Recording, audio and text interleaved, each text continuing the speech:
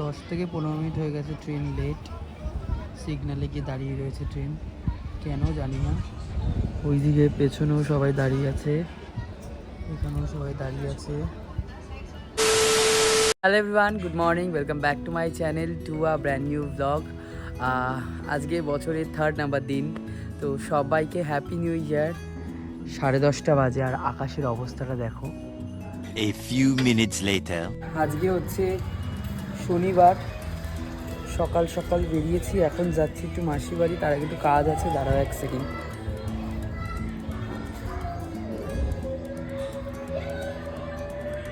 দেখছো, এটা হচ্ছে আমাদের পাড়ার মা।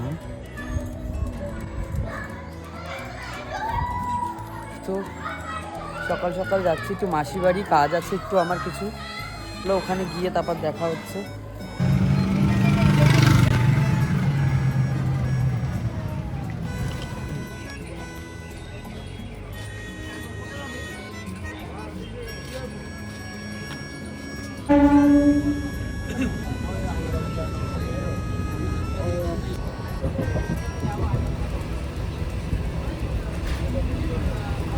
সো ফাইনালি মধ্যমগ্রামে যে কাজটা ছিল সেটা তো আমার কমপ্লিট হয়ে গেছে। এবার যাব ডিরেক্ট মাসি বাড়ি। প্রচণ্ড খিদে পেয়ে গেছে আর অনেকটা বেলা হয়ে গেছে, তাড়াতাড়ি করে মধ্যমগ্রামে কাজটা মিটিয়েছি। এখন ট্রেন ধরবো আর মাসি বাড়ি যাবো। 15 minutes later.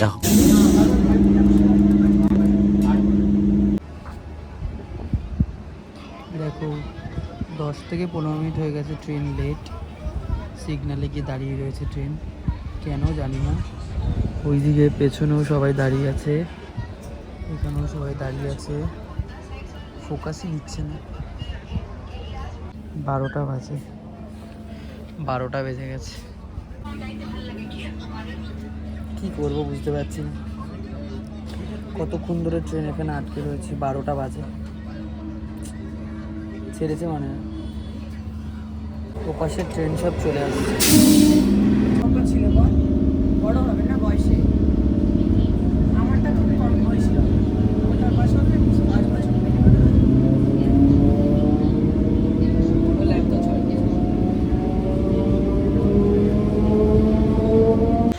ফাইনালি পৌঁছালাম বিরাটি।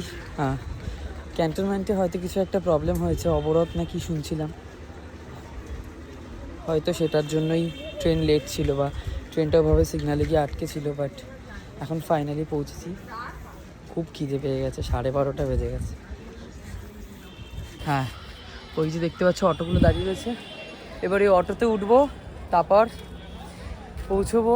অটোতে ফুল না হলে পরেও ছাড়বে না, এত লেট করলো মানে ট্রেনটা। সত্যি বলছি, আমি ওখানেই বসে এবার খেয়ে দিয়ে নিতাম ট্রেনে, হকাররা যারা উঠছিল তাদের কাছ থেকে। এত পরিমাণে খিদে পেয়ে যাচ্ছিল। চলো ফাটাফাট যাই আগে মাসির বাড়িতে, সবাই ওয়েট করছে। ফাইনালি পৌঁছালাম। বাপরে বাপ, এত জ্যাম। অটোয় ফাইনালি চলে এসেছি মাসির ফ্ল্যাটের সামনে। উপরে যাই, ওই দেখ সবাই বসে আছে। মা গেছে হচ্ছে, আমার বড় পিসে মশাই আজকে মারা গেছে, সকালবেলা খবর পেয়েছে, তো মা ওখানেই গেছিলো, নাহলে আজকে এখানে আসার কথা ছিল। তো মারা ওখানেই গেছে। এই দেখো, আর বলো না ব্যাংক ট্রেনটা। চলো যাই আগে, মাসিও চলে এসেছে ব্যালকনি থেকে দেখতে। হ্যাঁ, নিউ ইয়ারের স্টার্টিংই ভালো লাগছে না, আর ভালো লাগছে না।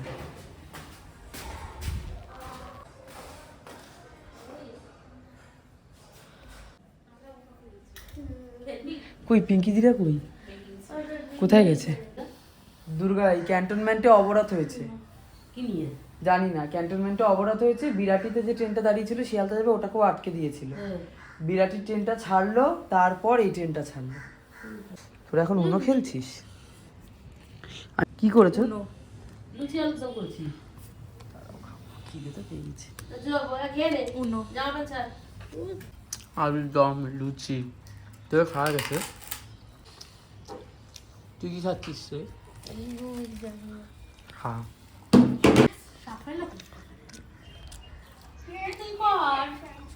দেখো এখানে চলছে ব্লগ, সব মিলে ব্লগ দেখছে। এই হচ্ছে 31st ভিডিও। ওই একটা পাঁচ কিন্তু ওরা এখন কাজ করছে ফোন দিচ্ছে এই যে ফোন দিচ্ছে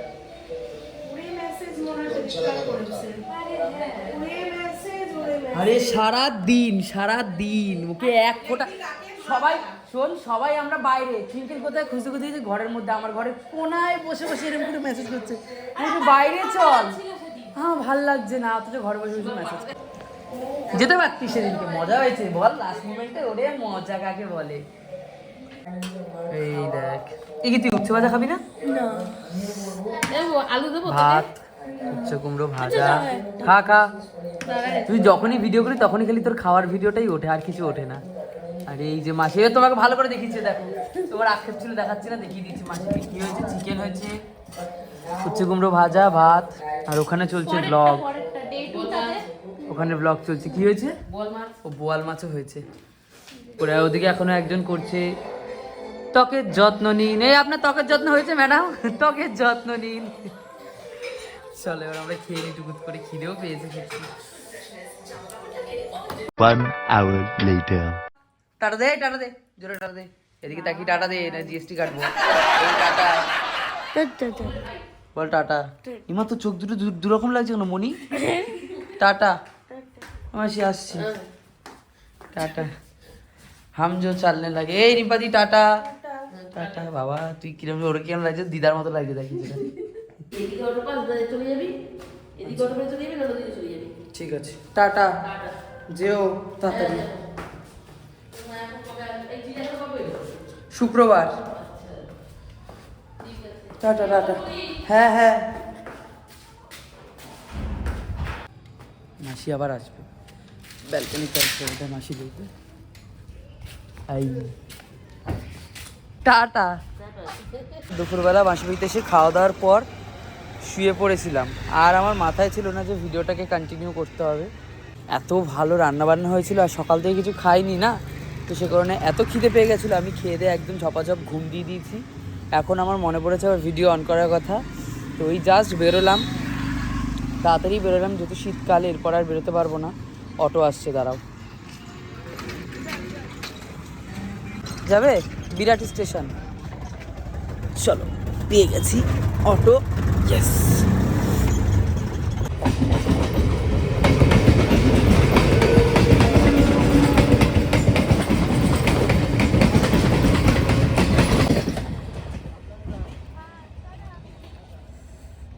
বিরাটিতে অতটাও ঠান্ডা নেই যতটা না মাসির বাড়িতে ঠান্ডা মাসির বাড়িতে প্রচণ্ড ঠান্ডা বাপরে বাপ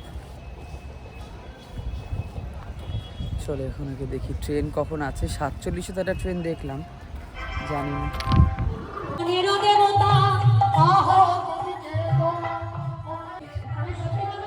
বিভৎস ভিড় হয়েছে ভাই আমি তো ভাবছি কি হলো এমন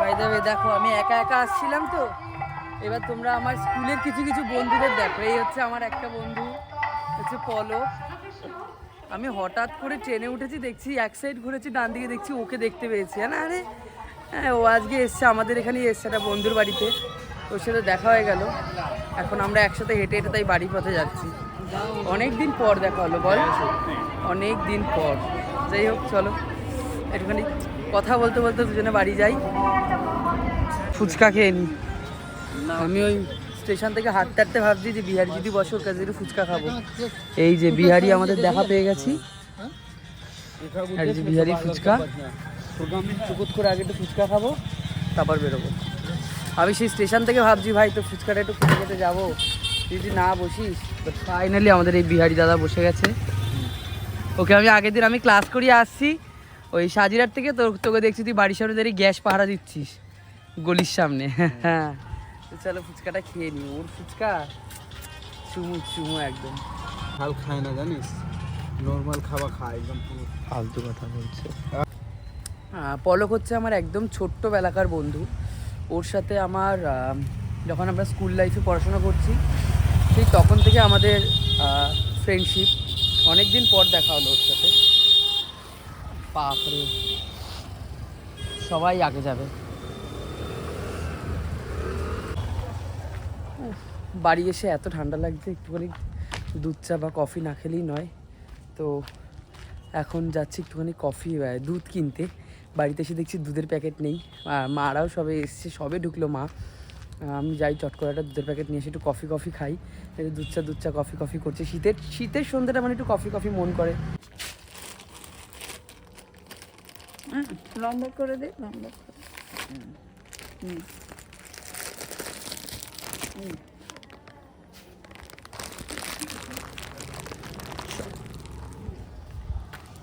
দুধ আমার নেওয়া ডান। দুধ আর একটা বিস্কিট নিয়েছি, একটা বেকারি বিস্কিট, দেখি খুব ভাল লাগলো। তো কফি বা দুধ দিয়ে খেতেও ভাল লাগবে। ভুলিয়ে যাচ্ছে, দুধটা বসে আগে একটু দুধ কফিটা খাই, কারণ প্রচণ্ড ঠান্ডা লাগছে। বলছিলাম যে বাইরেই বলছিলাম তোমাদের যে নিউ ব্যারাকপুরে যেন বেশি ঠান্ডা লাগছে আমার। যাই, আর বাই দ্য ওয়ে এই হচ্ছে আমার মারা ঘর তৈরি করছে। দাঁড়াও, এটা হচ্ছে আমাদের রুম। টানা, এই হচ্ছে আমাদের যে ঘরটা রিসেন্টলি তৈরি হচ্ছিল, সেটা হচ্ছে এইটাই। এখনও পর্যন্ত আপাতত এইটুকুই ঠিক আছে, আর দরকার নেই। কারণ এই ঠান্ডাতে আমরা যে পরিমাণে এই রাবিশ ফেলার পর যে পরিমাণে ধুলোবালি ঘেটেছিলাম, আমরা বলেছি যে এখানেই স্টপ, আর কিছু করতে হবে না। কারণ আমাদের দুটো ঘর আপাতত ওয়্যারিং করে মানে একদম ঠিকঠাক করা হয়ে গেছে। তো এখন আগে একটু দুধটা বসাই, একটু কফিটা খাই, একটুখানি মায়ের সাথে বসে একটু গল্প করি, কথা বলি, তারপর আবার তোমাদের সাথে দেখা হচ্ছে। 1 hour later. খাবার, ভাত, আলু ভাজা, ডাল, জানবো আমি তো সবাই এখানে। খাচ্ছে। এই যে সবাই খাচ্ছে, আমিও খাচ্ছি এখন। আর খেতে খেতে দেখছি সারেগামাপা। শনিবার বলে কথা জিও। এতদিন পর আমি সারেগামাপা দেখছি, কারণ আজকে সারেগামাপা ইমন এসছে। ইমন আসা মানে আমার সারেগামাপা দেখা। ইমন থাকলে সারেগামাপাটা বেশ জমে। তো সারেগামাপা দেখতে দেখতে করবো আজকে ডিনার, সিম্পল ডিনার। ভাত খাবে কি?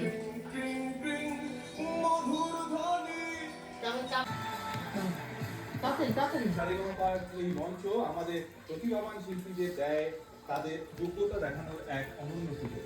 তেমনি জীবনে নিজের একটা পরিচয় হলো নিজের একটা ঘর, যেটা গড়ে সো এখন